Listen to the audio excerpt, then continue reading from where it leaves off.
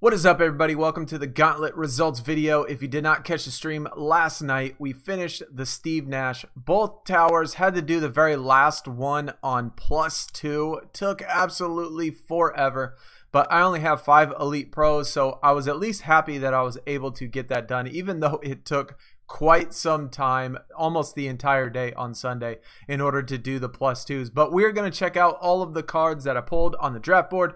We're going to talk about and look at those pull rates that you see on the right side of the screen, and let me know in the comments how y'all did. We're going to check out that Steve Nash as well, compare it to the DeAndre Ayton and the Jason Tatum, kind of see how it looks compared to the other one. I pray that next week, or this coming Friday at least, is going to be a defender, shooting guard, small forward, somewhere around there. As you see, we have no flash events right now. Would have thrown them in, but nothing to talk about for that. But if you do enjoy the video, don't forget to hit that thumbs up. Let me know in the comments how you did. I know a lot of people post on the Discord they did have trouble with the gauntlet, but the first gauntlet is always the toughest, man. I've been saying that since the jump of this game. It was the toughest last year, just to try to get all the cards you need in order to complete it.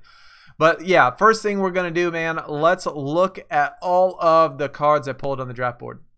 Alright, so before we get into looking at the actual cards, man, let's check out these pull rates. As you see, 376 resets. Absolutely ridiculous amount. Had to do the +2s at the very end, like I said. So 72% rares, 17% ultra rare. Epics pretty darn low, 6.6%. Epic primes as well, really low, 2.1%. And elite again, low as well, 1.3%. I pulled a ridiculous amount of support cards. I actually calculated the percentages for support cards as well out of all these that I pulled. And looking at my notes, man, I pulled 36 total rare support cards, which is 13%. Ultra rare was at 12%.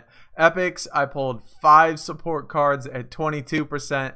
Epic prime, only 1 out of 8, so that's only 12%. But elite, you will not believe, of course, the elite supports that I pulled in this event. I won't spoil it just yet, how many I actually pulled.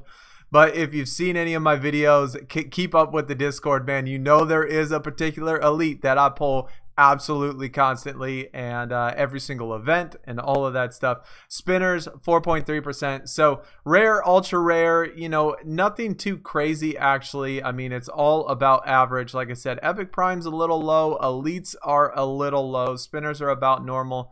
Rare and ultra rare, you know, somewhere around there. But anyway, those are the percentages. Let me know again in the comments how many elites y'all pulled. I know a lot of people said, you know, I pulled 8 elites or something like that. They came out to the stream. Absolutely crazy. But let's check out these pulls now. We're going to look at the Steve Nash at the very end. Oh, these cards are in no particular order because I play both on my phone and on BlueStacks.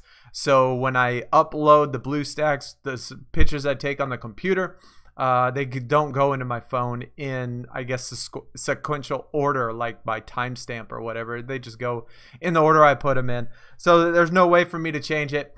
First Epic Prime pull, first or only dupe, only Epic Prime dupe out of the 8 I pulled was this Brook Lopez. Thank goodness, because it was my 10th one and I needed it for my deck for the very last one. Tons of ultra rares, like I said. We got 66 of these. We're going to go through them kind of quick. Only stop at pretty much the good ones. And here is one of the elites. It doesn't count as an actual elite pull, but I pulled this from a spinner. Paul George foil card. Don't have it. This is actually my 3rd foil card, so it's really nice. I actually got another one coming up that you're going to like. But yeah, Paul George foil looks good. Not as good as the Chris Paul, but still really nice to pull a foil card. Another epic prime right there. Bobby Portis, already had him duped up, so couldn't really do anything with it. Just kept it in the inventory. Another spinner card. 16 total spinners, but you pull this many resets, you're definitely going to get quite a few spinners. That was on like an ultra rare spinner, I think. Like I said, tons of support cards. Absolutely a ton. There is the first Wiggins. Here's my first elite from the actual draft board that I pulled. Actually, you know what? It was my second elite because my first elite they're in the wrong order. Anyway, John Wall, do not have this one, unfortunately, but it's still cool. Love the elite pulls. There are over 70 different elites, not including the foils, right? So all of those elites, I think, have some of those elites anyway have the foil version, and so there's probably 80 or 90 foils total, which is quite a bit. So when you pull a foil, the chances of it being duped are pretty slim. I would say under, 5%, under 10%, depending on how many elites you actually have. Some epics. Still trying to collect all of the catalog, and there is my very first support. Yeah. So elite, again, off the draft board. This was actually my first elite pull. Offensive support. For those of you keeping track, this is number 12. My 12th offensive support elite card.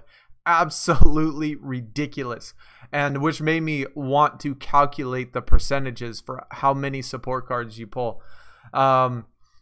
So it was about 12 to 13%. Epics were high, elites were high, but that's about 1 out of 8. About 1 out of every 8 resets was a support card, which, considering how few support cards there are and how crazy number of player cards there are, it's definitely not random. They have the percentages obviously bumped up for support cards quite a bit. I mean, quite a bit. It has to be quadruple, if not more, the pull rate for considering how many of each of those you got.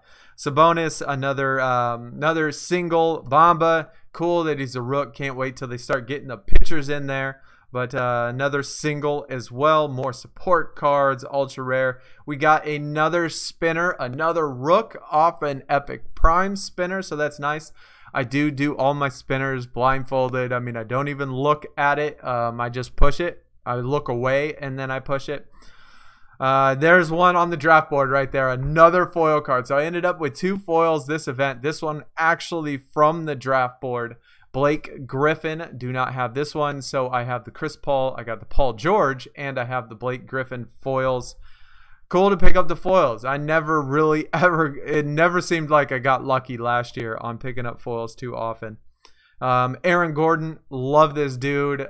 University of Arizona, glad I was able to pick him up. Single though, of course. Like I said, tons of ultra rare. You're going to see a ton of ultra rare in this. We got 66 of them total. So that's a lot to go through. Of course, you got to count the 25 epics. So majority of all of these are going to be ultra rare and epic cards. We got still only one dupe away from the ultra rares, and only one card that I don't have the single or the dupe for the ultra rares. Then that catalog will be complete. Epic Prime, Zach Randolph, another single. Didn't dupe any from the draft board anyway, besides for that one Epic Prime. We got more ultra rares, tons of ultra rares, and there's the Tristan Thompson. Like I said, this is out of order because depending on whether or not I did it on BlueStacks or whether or not I did it on my phone, it's just whenever I downloaded them, it just places them in these weird random orders. I don't know why. And I have an iPhone, so you can't arrange the pictures how you want to. Epic Primes, Epics, or ultra rares and Epics, I should say. Another Ryan Anderson, already have that one. And there is another elite pull from the draft board. That's right. This is not a dupe, or this is not the, a duplicate copy of the previous one. Another offensive support. That's right. Number 13. Lucky number 13 offensive supports for this. This is absolutely ridiculous. How can somebody pull 13 of the same offensive support? It just blows my mind how many of these I have pulled so far. I literally every single event this year since I've been elite have pulled a couple in between there from the spinners. It's just insane. And there we got another one, elite spinner, Russell Westbrook. I do have this guy, so it was a dupe. It wasn't from the draft board though. It was from an actual spinner, so again, doesn't count. But still, like, my best cards were, we had the foil and we have the Russell Westbrook dupe. that was from spinners. So my spinners were a heck of a lot better than my actual draft board. So I don't expect much from spinners, honestly. I really don't, because I get so many offensive supports. But I'd much rather get it from the draft board. But you know, it balanced out, I guess, bad and good. But that was cool. Able to get that one. More epic primes, more epics. There's the Jamal Murray. He was a dupe as well, so that was nice. Added to the 10 that I needed in order to do my strategy for that +2 at the very end. More ultra rares. And then we got another epic prime, Michael Ray Richardson. He seems to be one of the best epic primes, I think, out of all the ones I have. Out of the singles anyway, I think after I leveled him up, I think he was the highest out of all the ones that I currently have. I don't know compared to all the rest of them, but he's still pretty high epic prime anyway. So that was cool. Again, just a single, so can't really do much to it. There's the first Steve Nash. I did the +7s all the way up into this 420, and then the very last tier, had to do the +2s because the +5s, every single card was above 1,000, which means you needed at least 8 or 9 elite pros in order to be able to do that, to do the +5s. And then the +7s was absolutely ridiculous. Every single card they had was level 25 maxed out elite pro, and they even had event cards in there. So you would need 12, 13 elite pros in order to do the +7s. +5s would have been fine for me. I would have been happy doing that because that's not too far off. You know, 2 out of 3 games or whatever. You're only losing. You're losing 1 out of 3 games. So anyway, that was the 420 points, and then we got 490 points at +2s. I did the majority of them though using hot streaks, so I had to buy the 72 pack for hot streaks in order to do the +4, and I did lose some. So it definitely wasn't 120 or whatever exactly. It was more than that because I had to do, or because I lost some of them every once in a while. There we got my epic prime support card. Only 1 out of 8, like I said, for that one, but that's still about 12%, which is about the average for the rare, and ultra rare was about 12.5%. But epic prime was at 22 something, and elite 2 out of the 5 from the draft board were actually support cards, which is 40%. That's ridiculous. So anyway, that is the Steve Nash. That is finally finished. We picked them up in the stream. Thanks everybody that came out. Y'all will have to let me know in the comments how far you got. So now we talked about the pull rates. We looked at all the cards. Now let's check out this Steve Nash as a Laker, all maxed out. All right, so this is how he looks compared to the DeAndre Ayton, Jason Tatum. Very close on the offense to Jason Tatum. Playmaking, obviously, way better. Steve Nash is, you know, one of the best playmakers. Probably the better. John Stockton is probably the best overall, but Steve Nash is still absolutely amazing for playmaking. Overall though, I think it was about 73 points. I think it was 73, somewhere around there, 73, 75 points total, better than the DeAndre Ayton. So next event, maybe we'll get a card better, maybe worse. All I am concerned about, I want to see 1,600 plus on the defense. So give me a very strong defender. Even if he's not the strongest defender, just make him 1,600. But that's what he looks like.